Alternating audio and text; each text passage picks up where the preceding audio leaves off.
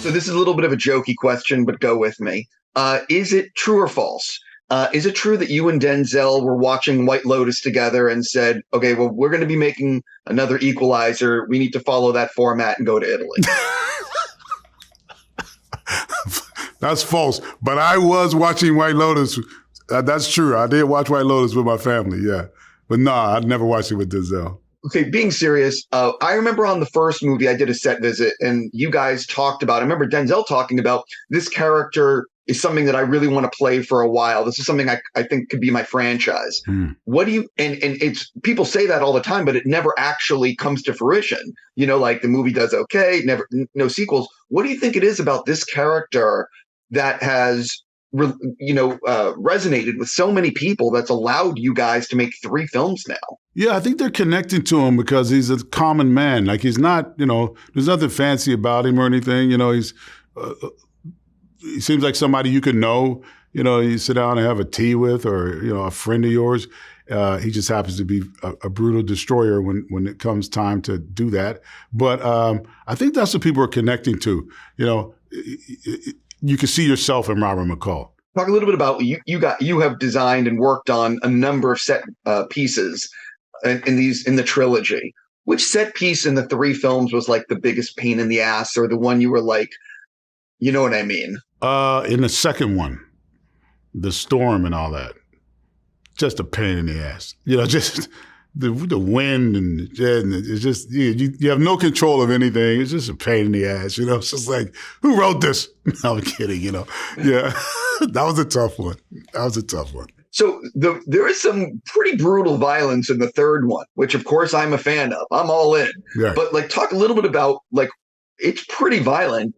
How did you guys come to that decision that this is going to be, you know what I mean? Yeah. Some pretty brutal stuff. Well, it's his final masterpiece, to take out some bad guys that deserved it, and it's set up in the movie when you first meet Vincent, the brother, the head of the Camorra there, that they're the worst of the worst, the way they treat people, kick them out of their homes and these sort of things. So they had to go in the worst way. They had to know what it felt like to be terrorized. Sure. That I'm obsessed with talking about the editing process because that's where it all comes together. Yep. So talk a little bit about what you learned when any surprises that hit you when you got in the editing room, or maybe from friends and family screenings that impacted the finished film. I think the thing that I always get out of it, the editing process is, it's a rhythm for me. It's a pacing, that I've focused a lot on, but also, you talk about the violence, the brutality of it. Somehow, while I'm filming it, it's not enough. And then I see it in the editing bay or show friends and family, and they say, you didn't hold back. And I'm like, okay, I guess it's enough. But that's always interesting for me, I wanted more. But that's because I'm too close. I was too close to it. But, I find friends and family and in the editing process that we have enough. It's more than enough. Yeah, it's interesting because with some violence, there's a line. For me, I'm obviously an effed up individual, but for some people, just seeing a little bit of blood, they're like, that's too much. Right. And other people, it's like the thing in someone's head. Right. Yeah, that's the balance. Where's that balance, right? Especially when you're dealing with a certain audience. The younger audience sometimes want a little more. They want, and then there's a little more mature audience that Denzel fans as well, older women, older men over 35 or certain ages that, you get to even like my age where I got children now where you go, okay, I'm good. That's enough. I'm satisfied, right? You kind of, it just kind of happens. So finding the balance is always the key. I'm a huge fan of Robert Richardson, and you've worked with him before. Yeah. Talk a little bit about the way you and Robert collaborate on set in terms of, the shots and just the look of the film. We're great collaborators. That's my brother, man. I have a great time with Robert. We spend a lot of time in the locations, taking photos, walking around. We go to the museums, just the environment. What is the environment? What does it call for? The look of it, feeling the way the place feels. Italy's old. up in the hills, the houses are built up in the hills, the Mediterranean is there.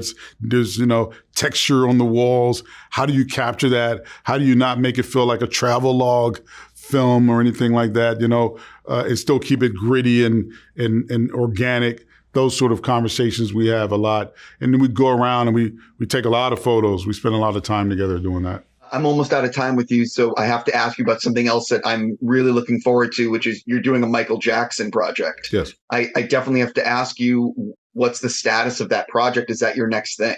It looks like it's going to be my next thing. We just had to pause it because of the strike. So I'm just kind of waiting to see where it all falls out. But yes, that's my next project. If you don't mind me asking, one of the things about like biopics is sometimes it depicts the whole life. Sometimes it depicts a certain period in that person's life. What kind of movie is this going to be? I'm going to show you the facts as I know it, to give you a better insight on Michael as an artist, as a human being, good, bad, the ugly, and let people decide for themselves on what they feel about Michael Jackson. But that's what I want to do. I think it's worthwhile. Oh, yeah, I have a million other things, but I got to ask you one other thing. So Terminal List was a huge hit for Prime Video. Yeah. Massive. Right. Obviously, they're continuing. Yes. Are you involved in any more of the Terminal List? Oh, yeah. Yeah. Yeah. We were heavily involved for the prequel until the strike. Absolutely. Yeah. I'm deeply involved. Yeah, I was going to say, are you going to direct any episodes? If I'm available, I definitely will. Yeah, I absolutely will. I enjoy that. Yeah, I enjoy it. Say it again? I enjoy the Terminal List. I love it. Well, I mean, what's interesting about that is Chris Pratt on Amazon, on Prime Video, is just a beast. Oh, yeah. I love it, man. That's what I want to do. Is I'll direct probably one or two that Chris is in, because it's the prequel with Taylor as well. So, yeah.